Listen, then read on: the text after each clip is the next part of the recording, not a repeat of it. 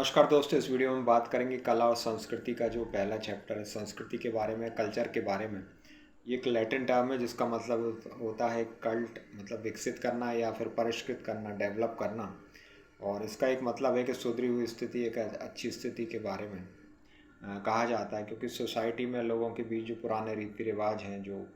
उनके बिलीव्स हैं, विश्वास हैं, जो खान पान है, जो तौर तरीका है, तो वो तब एक सभ्यता के अंतर्गत आते हैं, क्योंकि उस हिसाब से जो अपब्रिंगिंग हुई है किसी की भी, जो बचपन से लेकर जो सीखता है अपने पूरे इस दौर में, तो वो चीज़ उसमें जो दिखाई देती है, वो समाज में लोगों के बीच वो सब चीज़ें दिखाई देती हैं, तो वो भी एक सभ्यता का के बारे में बताती है। तो ये हमने बात की। साथ ही साथ सभ्यता धीरे धीरे और समय के साथ और ज़्यादा विकसित होने के साथ ही और डेवलप होने के साथ ही अपने आप में बहुत बदलाव करती है। और इसके जो कई फीचर्स हैं या फिर एलिमेंट जो हैं, इसमें लैंग्वेजेस जो हैं, जो अलग अलग देश के हिस्सों में बोली जाने वाली जो भाषा हैं, जैसे कि नॉर्थ अलग, साउथ में अलग, नॉर्थ ईस्ट और वेस्ट साइड अलग है, तो वो भी सभ्यता संस्कृति के बारे में बताती है, वहाँ के कल्चर के बारे में बताती है। साथ ही जो एजुकेशन है, कि हम जो भी शिक्षा ग्रहण करते हैं, जो की है अभी तक, तो वो भी, उसमें भी उसका महत्व है, क्योंकि हम उससे हमारी सोच, हमारा दायरा और विकसित होता है सोच का, और वो हमारे सभ्यता में, मतलब उसमें भी रिफ्लेक्ट होती दिखाई देती है।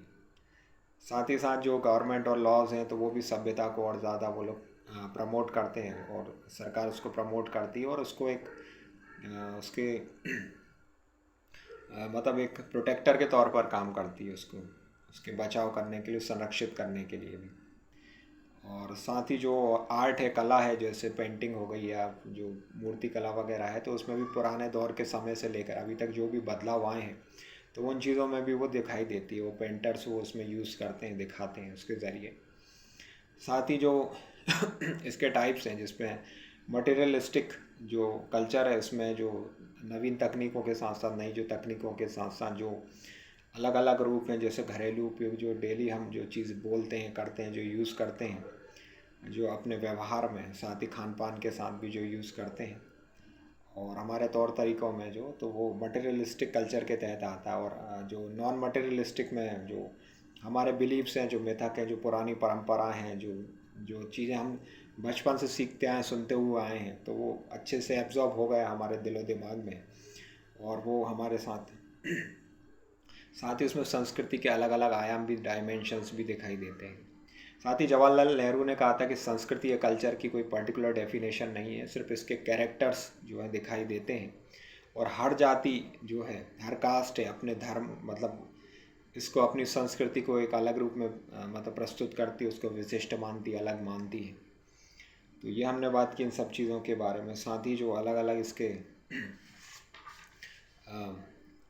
कल्चर का जो नेचर है, इसमें लर्न बिहेवियर थे, जो हम सीखते हैं बचपन से, जो अपने एंसेस्टर से सीखा है, जो अपने ग्रैंडफादर, ग्रैंडमदर, फिर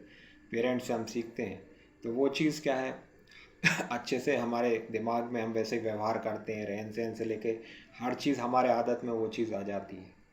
तो वो भी कहीं ना कहीं आगे जाकर सभ्यता को और जो हमारे कल्चर को और एक तरह से वो प्रमोट करती है। ट्रांसमिटेड जो है, एक जनरेशन से दूसरी जनरेशन में जो चीज़ें पास ऑन होती हैं, जो आती हैं, जो सिबलिंग्स में, भाई बहनों में भी जो चीज़ें दिखाई देती हैं, हम एक दूसरे से भी सीखते हैं। तो ये सब भी हमारे कल्चर का एक अंग है, इम्पॉर्टेंट जो फीचर्स हैं। तो ये बात की हमने कल्चर के बारे में। आगे के अपडेट्स और जो वीडियोस, आगे के टॉपिक्स पर मैं लेकर आता रहूँगा। कैसा लगा आप बताइएगा कमेंट्स में। Thank you.